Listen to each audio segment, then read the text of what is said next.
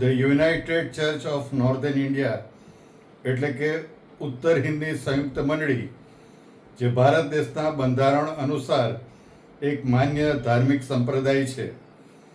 The United Church of northern India એટલે ઉત્તર હિન્દી સંયુક્ત મંડળીનું બંધારણ કાયદેસર રીતે મહેરબાન ચેરિટી કમિશનર શ્રીની કચેરીમાં નોંધાયેલું છે. આ ધાર્મિક સંપ્રદાય the United Church of Northern ઇન્ડિયાનો ગુજરાત રાજ્યમાં આવેલ એક રજિસ્ટર્ડ વિભાગ ગુજરાત ચર્ચ કાઉન્સિલ વડીલ સભા, જે કાયદેસર રીતે મહેરબાન ચેરિટી કમિશનર શ્રીની કચેરીમાં બરોડા ખાતે નોંધાયેલ છે. જે રજિસ્ટર્ડ વિભાગ ગુજરાત ચર્ચ કાઉન્સિલ વડીલ સભાના વડા ધર્મગુરુ તરીકે હું આપ સર્વનો આ સંગતમાં આવકાર કરું છું. પ્રાર્થના કરીએ. એ અમારા જીવંત અને સર્વશક્તિમાન ઈશ્વર પિતા, તમારો આભાર માનીએ છીએ અને તમારી સ્તુતિ કરીએ છીએ, કારણ કે તમે સર્વ કૃપાના ઈશ્વર છો, અમારા પ્રભુઓના પ્રભુ છો અને પ્રભુ સર્વ બાબતોમાં તમે અમારા અગ્રેસર બનો છો. એ બધાને માટે તમારો આભાર માનીએ છીએ. આજની આ સંગતમાં આમ સર્વને દોરી લઈ આવ્યા. આ સંગતનો આજનો આશીર્વાદ આમ પ્રત્યેકને તમે પૂરી પાડો. આભાર સહિત અમારા અર્પણો તમને ચડાવતા આ અમારી પ્રાર્થના, અમારા તારણહાર પ્રભુ ઈસુમાં તમે સાંભળો. આમેન. આજનો જે શાસ્ત્ર પાઠ મેં પસંદ કર્યો છે તે આપની સમક્ષ હું વાંચીશ. અને એ શાસ્ત્ર પાઠ તો કોરિન્થીયોને લખેલો પહેલો પત્ર, તેનો 3 અધ્યાય અને તેની 1 થી 9 કલમ છે, જે આ પ્રમાણે છે. ભાઈઓ, જેમ આધ્યાત્મિકોની સાથે વાત કરું છું તેમ તમારી સાથે હું વાત કરી શકતો નહીં, પણ જેમ સાંસારિકોની સાથે એટલે જેમ ખ્રિસ્તમાં બાળકોની સાથે તેમ મેં વાત કરી. મેં તમને દૂધથી પાડ્યા છે, અન્નથી નહીં, કેમ કે હજુ સુધી તમે સમર્થ નહોતા અને હમણાં પણ સમર્થ નથી, કેમ કે તમે સાંસારિક છો, કેમ કે તમારામાં ઈર્ષા તથા કજિયા છે. માટે શું તમે સાંસારિક નથી? અને સાંસારિક માણસોની પેઠે વર્તતા નથી? કેમ કે જ્યારે એક કહે છે કે હું પાઉલનો છું અને બીજો કહે છે કે હું એપોલોસનો છું, ત્યારે તમે માણસની પેઠે બોલતા નથી. તો એપોલોસ કોણ છે અને પાઉલ કોણ છે? તેઓ સેવકો જ છે કે જેઓ દ્વારા તમે વિશ્વાસ કર્યો. જેમ દરેકને પ્રભુએ દાન આપ્યું તેમ તેઓએ સેવા કરી. મેં રોપ્યું, અપોલોસે પાણી પાયું, પણ દેવે વૃદ્ધિ આપી. એ માટે રોપનાર કંઈ નથી અને પાનાર પણ કંઈ નથી, પણ વૃદ્ધિ આપનાર દેવ તે જ સર્વસ્વ છે. હવે રોપનાર તથા પાનાર એક છે, પણ દરેકને તેની મહેનત પ્રમાણે બદલો મળશે. કેમ કે અમે દેવના સેવકો હોઈને સાથે કામ કરનારા છીએ, પણ તમે દેવની ખેતી, દેવની ઇમારત છો. પ્રભુ તેના વચનોને પુષ્કળ આશીર્વાદિત કરો. આમેન. પ્રભુનો આભાર માનીએ છીએ કે આ કોરિન્થીયોના પત્રનું જે અવલોકન છે એ અહીંયા દર્શાવવામાં આવ્યું છે. અને જ્યારે આ અવલોકન હું કરતો હતો ત્યારે મારા મગજમાં એક વાત આવી, અને એમાં જે શબ્દ છે કે તમે તો દેવની ઇમારત છો.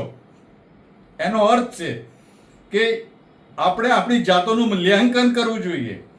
ઈશ્વરે આપણને બહુ મોટી જવાબદારી આપી છે, બહુ જ મોટી પોઝિશન ને દરજ્જો આપ્યો છે કે આપણે ઈશ્વરની દ્રષ્ટિમાં મૂલ્યવાન બન્યા છે.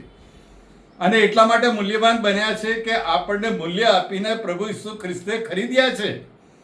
અને એ ખરીદીને એમણે આપણને એક એવો દરજ્જો આપ્યો છે કે તે વિશે વિચાર કરવાની જરૂર છે. અને આજે ઘણી બધી જગ્યાએ જઉં છું, ત્યાં કહે છે કે અમે વિશ્વાસી છીએ, પરંતુ વિશ્વાસી હોવું એ પૂરતું નથી. ઈસુની પાછળ ચાલનારા હોવું, પવિત્ર આત્માની દોરવણી પ્રમાણે ઈશ્વર જે દોરવણી આપે એ પ્રમાણે કાર્ય કરવું, ઈશ્વરની પાછળ ચાલીને વ્યવહારો કરવા અને ઈશ્વરને માન તથા મહિમા આપવો, એમાં સાચું ખ્રિસ્તી જીવન સમાયેલું છે. અને એટલે જ એ પાઉલ એમ કહે છે કે તમે ઇમારત છો. પરંતુ કેટલોક સંદેહ એમણે આગળની વાતોમાં રજૂ કર્યો છે કે હજુ તો તમે દૂધ પીવો છો, હજુ તો તમારામાં પ્રશ્નો છે, હજુ તો તમારામાં કજિયા છે, કંકાસ છે, ફસાદ છે. કેમ? કારણ કે કોઈ એમ કહે છે કે હું અપોલોસનો છે અને કોઈ એમ કહે છે કે હું પાઉલનો છું.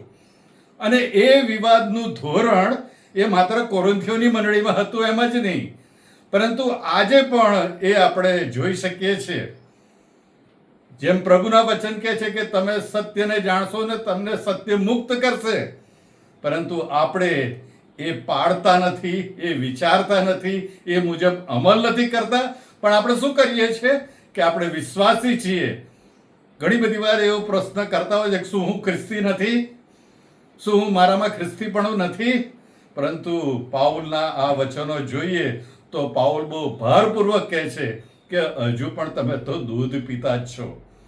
અને એટલે જ તમારામાં પ્રશ્નો છે, સમસ્યાઓ છે, મુશ્કેલીઓ છે, નિરાશાઓ છે, અને મંડળીએ જે કરવું જોઈએ એ કરતા નથી.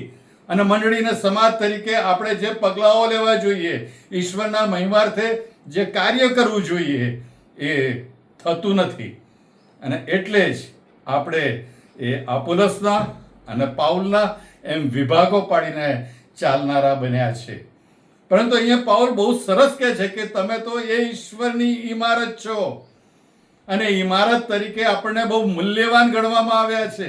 અને મેં કીધું એમ કે મૂલ્ય આપીને આપણને ખરીદવામાં આવ્યા છીએ, અને ઈશ્વર આપણી પાસે તેના શિષ્યો તરીકે ઘણી બધી જવાબદારીઓ મૂકી છે.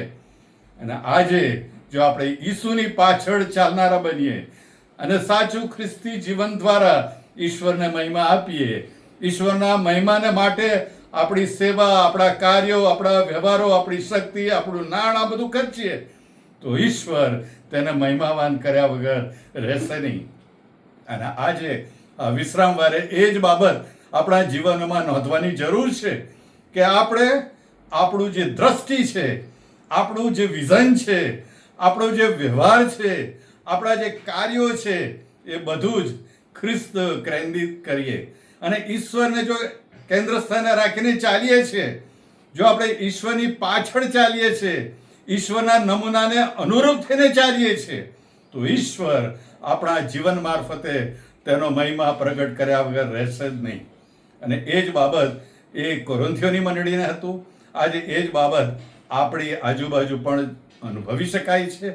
અને આપણને એ બાબતનું આહ્વાન આપવામાં આવ્યું છે કે હજુ પણ સમય છે, હજુ પણ તક છે, હજુ પણ વિચાર કરવાની જરૂર છે. તમે સત્યને ઓળખો ને સત્યની પાછળ ચાલો, અને ઈશ્વર પવિત્ર આત્મા દ્વારા તમારા જીવનોનો ઉપયોગ કરશે. અને આવનાર સમયમાં ઈશ્વર આપણા જીવનોનો એ ઉપયોગ કરે, ઈશ્વર તેના મહિમાર્થે કાર્ય કરે, અને ઈશ્વરને માન, મહિમા અને ગૌરવ પ્રાપ્ત થાય. તેના માટે આવો આપણે આપણા જીવનોને એ સમર્થ ઈશ્વરના હાથમાં સોંપે. પ્રભુ એમ કરવામાં આપણા પ્રત્યેકની સહાયતા કરો. આમેન. પ્રાર્થના કરીએ. હે અમારા જીવંત અને સર્વશક્તિમાન ઈશ્વર પિતા, આજે આ દિવસે આ સંગતમાં તમારી કૃપા પૂરી પાડી તેના માટે તમારો આભાર માનીએ છીએ.